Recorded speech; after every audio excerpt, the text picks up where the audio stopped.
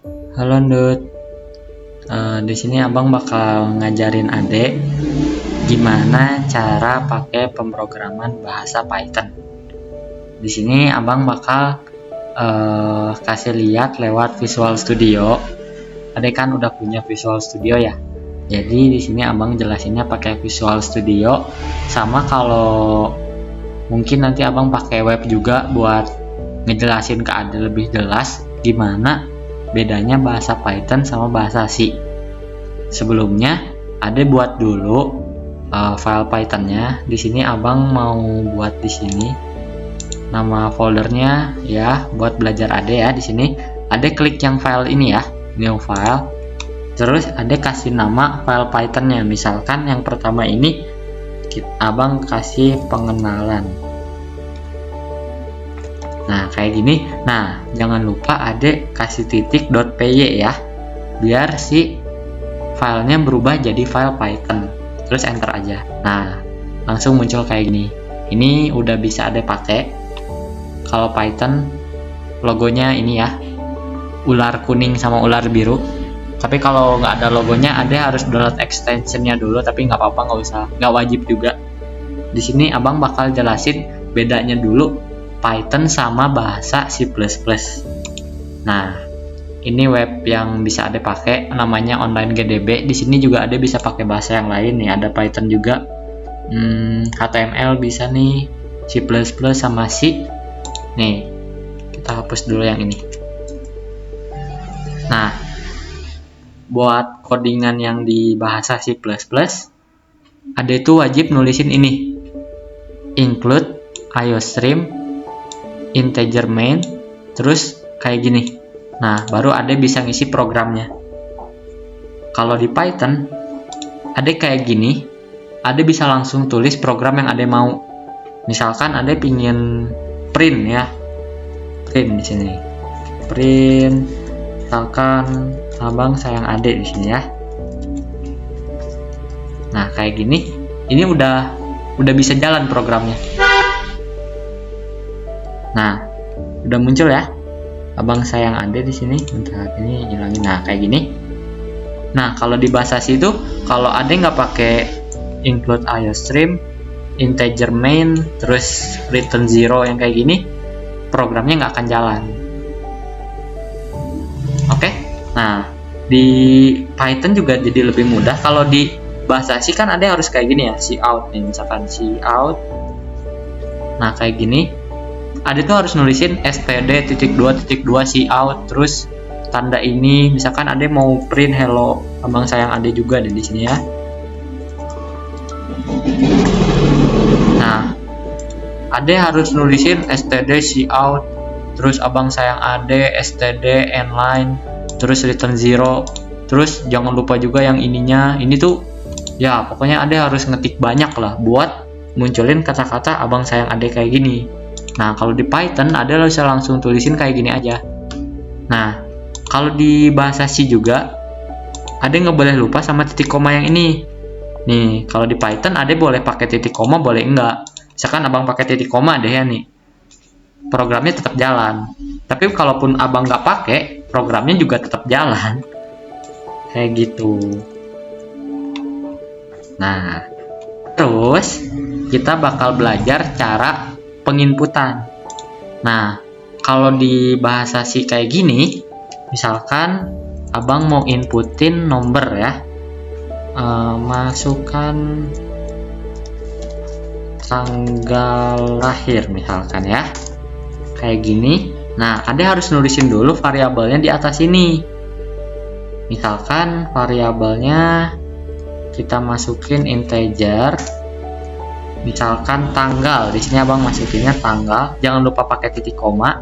Nah, di bawah sini baru Ade tambahin lagi in, artinya in. Kalau ini cout, ini in. Ada enter aja. Nah, Ade masukin yang tanggal ini, tanggal, maaf bentar. Nah, tanggal kayak gini. Terus Ade cout lagi. Enggak kayak gini, ininya nggak usah deh, nggak usah pakai yang ini ya. Nah, kita sini aja, out. Langsung aja ya, kita masukinnya tanggal kayak gini.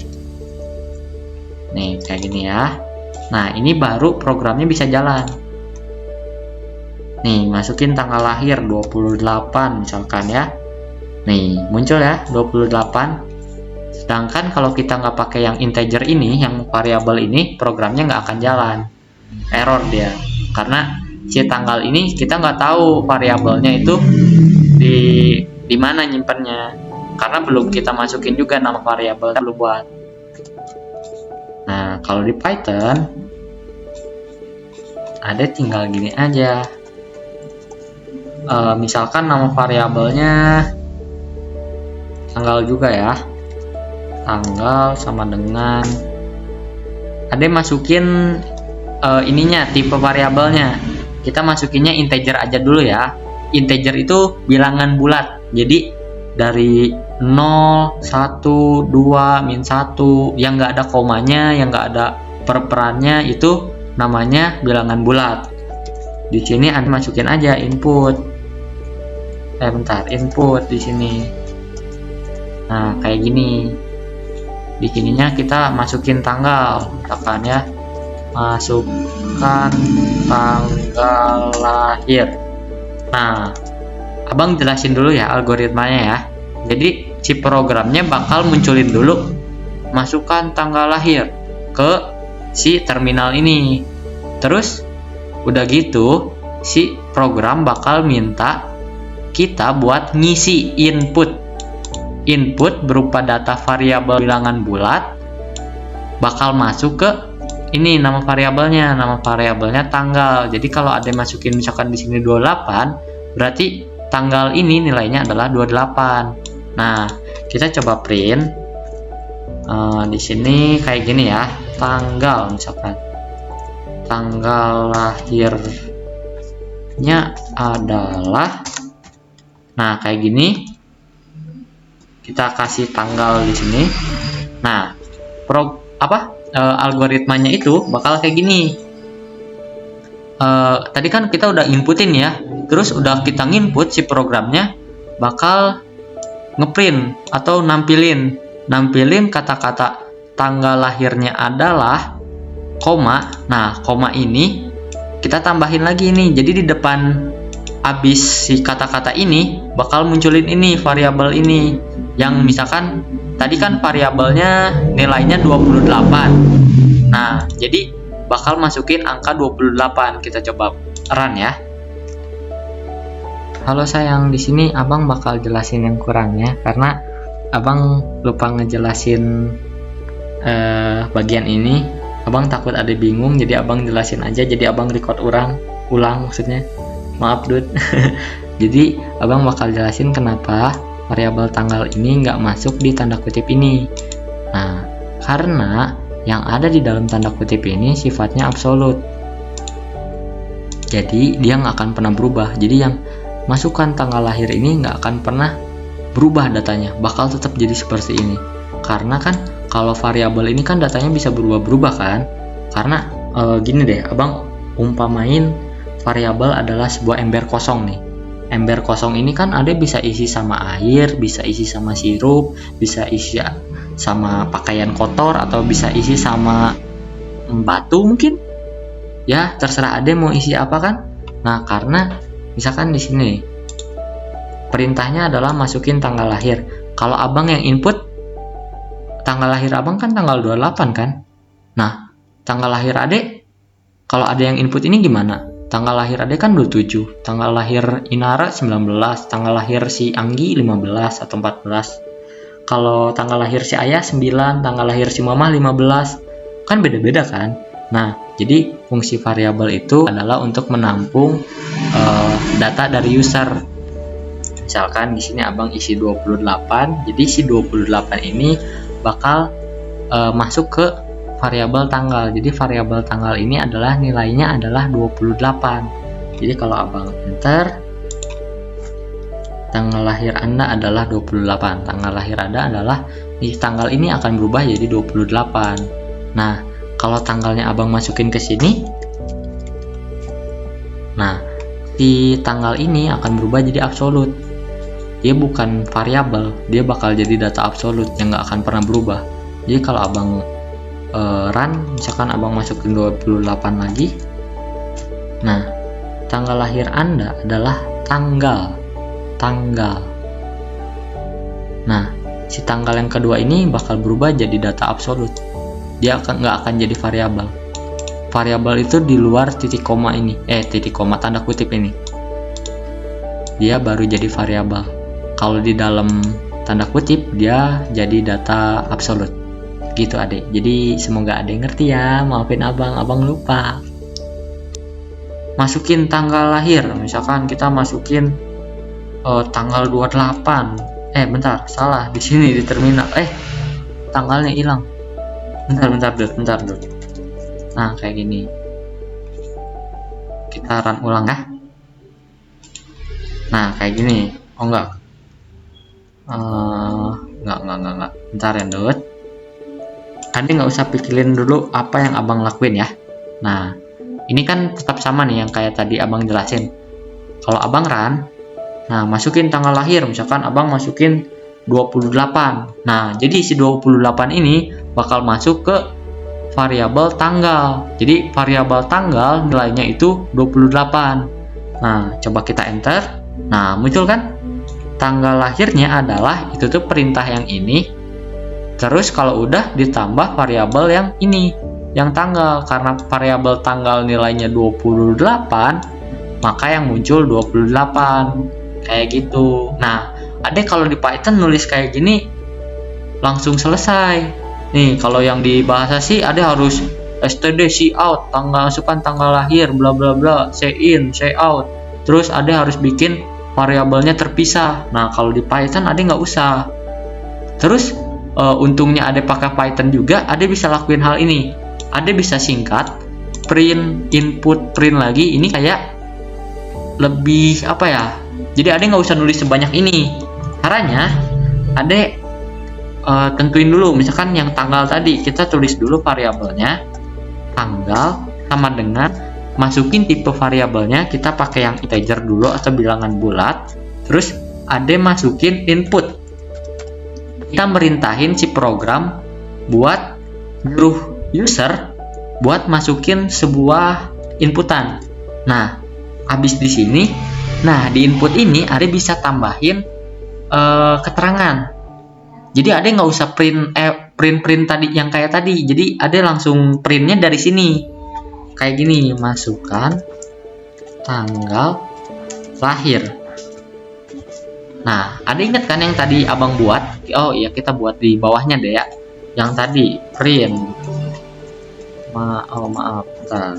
Masukkan tanggal lahir, misalkan. Langsung ada di sini juga tanggal sama dengan integer di sini ya, integer terus input. Kita langsung input aja. Nah, kayak gini ya. Terus print lagi. Tanggal lahir Anda adalah kayak gini, koma tanggal kayak gini ya. Nah, Ade bisa singkat, jadi Ade nggak usah pakai yang ini. Nah, yang ini Ade bisa pindahin ke yang input, terus masukin ini inputannya. Nanti dia bakal keluar kayak perintah print kayak gini. Kita coba hapus yang ininya ya. Kita coba hapus. Nah, kayak gini. Ini bakal tetap muncul. Tapi kita print juga hasil outputnya mau gimana. Misalkan di sini tanggal lahir Anda adalah kayak gini. Koma di sini tanggal. Nah, kalau kita run, hasilnya tetap sama tuh. Bentar, biar jelas ya, kita clearin dulu biar adek lihatnya enak. Nih, masukkan tanggal lahir. Itu tuh programnya ini. Kita bikin dulu algoritmanya. Kita punya variabel namanya tanggal. Nah, tanggal itu tipe variabelnya integer atau bilangan bulat. Jadi selain bilangan bulat, ini tuh nggak bisa ditampung. Kayak Ade masukin nama Adit misalkan di sini. Sedangkan tipe variabelnya itu integer, Ade nggak bisa karena ini khusus buat bilangan bulat. Nah, si variabel ini harus diinput sama user dengan nambahin kata-kata ini setelah kata-kata ini. Setelah kata-kata ini, nah ini yang putih-putih itu kita disuruh input. Kita input 28 di sini. Berarti enggak, jangan 28, kita 27 deh. Ulang tahunnya ada ya. 27 ini bakal masuk ke variabel yang ini. Nah, jadi variabel tanggal itu nilainya adalah 27. Jadi kalau kita print kayak gini, kita tampilin kata-kata di sini. Bentar. Kita tampilin kata-kata di sini. Si programnya nampilin dulu kata-kata. Terus tanggalnya tadi nilainya berapa? Nilainya 27. Berarti setelah kata-kata ini bakal munculin angka 27. Misalkan ya, kita coba enter. Nah, tanggal lahir Anda adalah, nah itu tuh perintah yang ini. Nah, 27-nya dapat dari variabel tanggal yang nilainya 27 karena kita ngisinya 27 gitu. Nah, Ade juga bisa singkat kayak gini nih. Ini kan Ade pakai koma nih. Ade bisa masukin tanggal ini di dalam sini. Caranya kita hapus dulu. Nah, kayak gini. Kita hapus dulu. Nah, di depan tanda kutip ini Ade tambahin F. Huruf F kayak gini. Nah, F itu artinya format. Jadi kita masukin suatu format ke sini. Nah, cara masukin tanggalnya kan tadi Ade pakai koma tuh ya. Kita pakai kurung kurawal di sini. Tanggal di sini. Nah, kalau kayak gini kan lebih jelas nih ya. Tanggal lahir Anda adalah, nah, variabel tanggal. Nah, ini. Kalau aderan hasilnya sama aja sih. 27. Nah, kayak gitu. Nah, fungsi format ini buat nambahin si ini variabelnya jadi di dalam kutip. Jadi ada mempermudah apa ya? Misalkan kalau di sininya tambah tanggal lahir Anda adalah April di sini, April. Nah, kayak gini. 27, bentar. Di sini 27. Nah, 27 April kan. Nah, sedangkan kalau ada yang nggak pakai format, itu hasilnya bakal kayak gini. Ada harus tutup kurung. Bentar, kita hapus dulu ya ininya biar ada yang nggak bingung. Nah, koma di sini masukin tanggal berarti kan. Nah, koma lagi karena April ini kan kepisah dari yang ini. Ada harus munculin lagi, berarti ada harus tanda kutip lagi di sini. April. Nah, baru hasilnya bakal kayak gini. Kalau ada nggak pakai format, kita coba ya, kita clear dulu.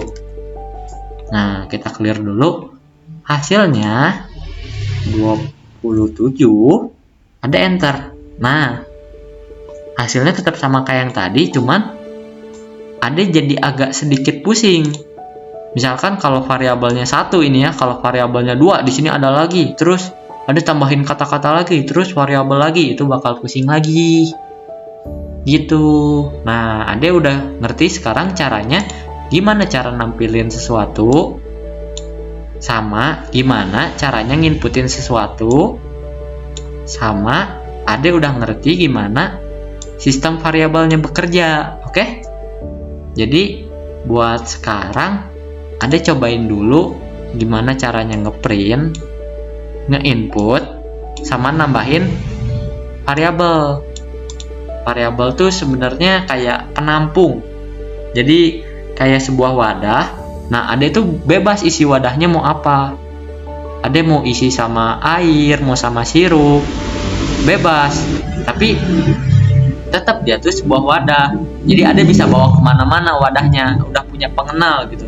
Jadi kayak misalkan ini botol sweet salt, namanya botol sweet salt misalkan. Terus ini kan kosong nih misalkan. Terus ada isiin air. Nah, air itu kalau misalkan ada simpen di suatu tempat, misalkan di meja, misalkan ada nyuruh abang ambilin botol air yang botolnya namanya sweet salt. Nah, kayak gitu fungsi variabel kurang lebih. Semoga ada yang ngerti ya sayang. Ini udah kepanjangan sih, tapi ya udahlah ya. Semoga ada yang ngerti. Abang sayang adek.